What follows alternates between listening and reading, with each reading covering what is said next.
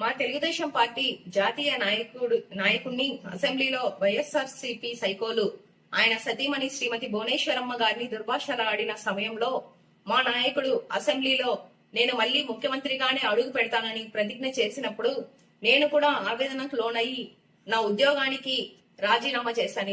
ఈ రాక్షస పరిపాలనలో ఉద్యోగం చేయకూడదని నేను నా ఉద్యోగానికి రాజీనామా చేశాను.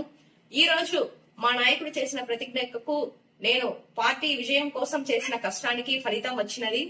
శ్రీ నారా చంద్రబాబు నాయుడు గారు మళ్లీ ముఖ్యమంత్రిని చేసిన ఆంధ్రప్రదేశ్ ప్రజలకు, ముఖ్యంగా అన్నమయ్య జిల్లా రైల్వే కోడ్ నియోజకవర్గం ఇన్ఛార్జ్ శ్రీ ముక్కా రూపానందరెడ్డి గారు, అలాగే ఎమ్మెల్యే అరవ శ్రీధర్ గారిని గెలిపించినందుకు రైల్వే కోడ్ నియోజకవర్గం అన్ని సామాజిక వర్గ ప్రజలకు నా హృదయపూర్వక నమస్కారాలు తెలియజేస్తున్నాను. జోహార్ ఎన్టీఆర్, జై తెలుగుదేశం, జై జనసేన, జై చంద్రబాబు నాయుడు గారు, జై పవన్ కళ్యాణ్ గారు. ఇట్లు దుద్యాల అనితా దీప్తి, రైల్వే కోడ్ నియోజకవర్గం.